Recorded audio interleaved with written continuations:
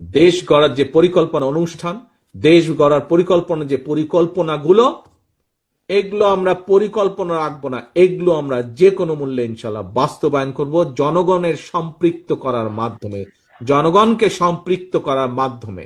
আজকে সারাদিনের যে আমাদের ক্লাস, যা সেমিনার, যেভাবেই আমরা যেটা বলি না কেন, আমাদের আজকের প্রতিজ্ঞা, আজকের কর্মপন্থা, আজকের পরিকল্পনা হচ্ছে এই পরিকল্পনাগুলোর সাথে আমরা বাংলাদেশের জনগণকে সম্পৃক্ত করব।